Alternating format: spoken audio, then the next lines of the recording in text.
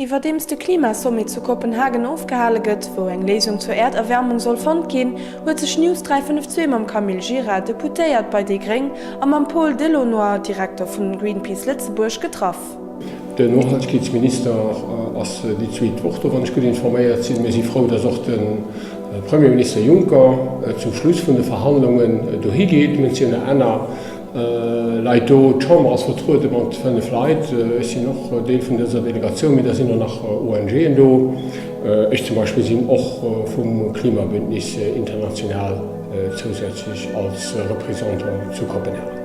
Greenpeace attend du gouvernement luxembourgeois qu'il prenne une vraie position progressiste.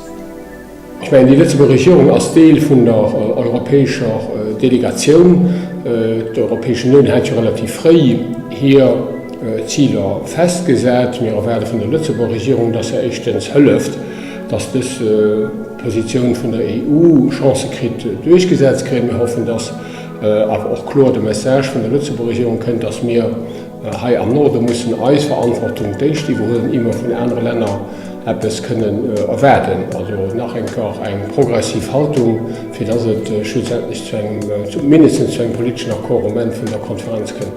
On a deux choix. Ce que Greenpeace attend, c'est qu'il y ait un accord. Qu'il y ait un accord ambitieux. Qu'est-ce que ça veut dire un accord ambitieux? C'est un accord qui va permettre à l'ensemble de la planète, donc à l'ensemble des États, de réduire considérablement leurs émissions de gaz à effet de serre jusqu'en 2020 et ensuite 2030, 2040, 2050, en ligne avec ce que les scientifiques nous disent. Deuxièmement, nous demandons un accord équitable. Un accord équitable, qu'est-ce que ça veut dire? Ça veut dire qu'aujourd'hui, le luxembourgeois, par tête de pipe, émet 25 tonnes de CO2 par an.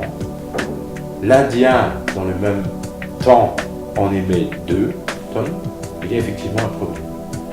Entre les 25 tonnes émises par le luxembourgeois et les 2 tonnes émises par l'Indien, on se rend bien compte qu'il y a une inéquité dans l'utilisation des ressources fossiles.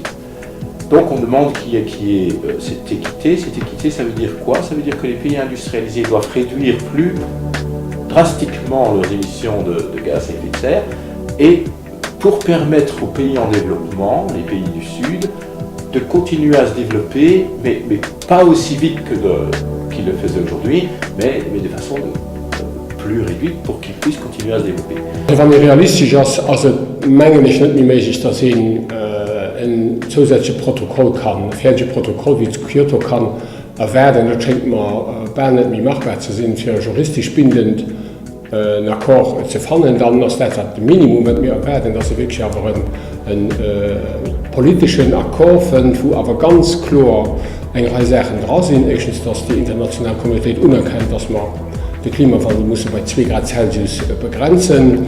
Wir müssen ganz klare Reduktionsziele für 2020 wie auch für 2050 festsetzen, wo auch die großen Akteure der Europäischen Union, Amerika, Japan auch ganz klar den Weg weisen an hier Schuld bezahlen diese eigentlich nach Länder am Süden hin. Da muss geklärt gehen, wie man den Ländern am Süden, besonders den ärmsten von denen helfen, sich um den Klimawandel anzupassen, weil sie die ersten sind, die Werte betroffen sind, wir aber auch einen Technologietransfer assurieren, dass sie auch einen anderen Weg, eine andere ökonomische Entwicklung holen, wie wir sie geholt haben. Le Luxembourg doit être le 3e ou le 4e pays au monde en termes d'émissions de gaz à effet de serre par habitant, c'est-à-dire on est sur le podium des plus grands pollueurs de la planète.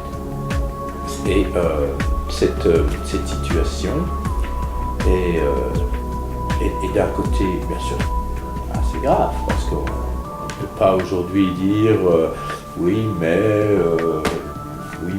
qu'est-ce qu'on en peut? On en peut, parce que ce qu'on est en train de faire et ce sur quoi notre style de vie est bien sûr responsable dans d'autres parties du monde des dégâts causés à l'environnement, aux sociétés, des déplacements, etc.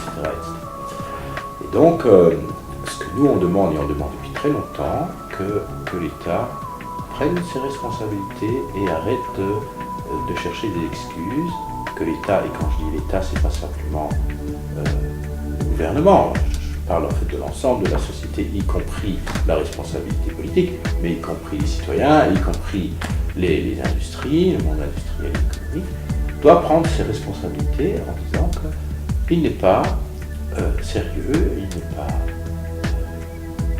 justifiable de continuer à polluer de cette manière au détriment de tout le reste, parce qu'on a un petit État, parce qu'on a un petit pays, alors on aurait soi-disant le droit de faire ce qu'on veut. Ich meine, die wichtigste Bereich ist Mobilität.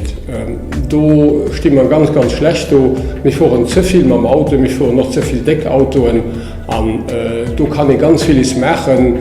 Wenn ich mehr den öffentlichen Transport hält, möchte ich nicht nur das Klima, es hat immer Stress, es begegnet viel mehr Leute, das ist eigentlich viel mehr relax, das ist viel mehr komfortabel. Ich ging einen Appell machen, dass man mehr Leute einfach mal die enge Brände probieren, man muss am Zug zu fahren.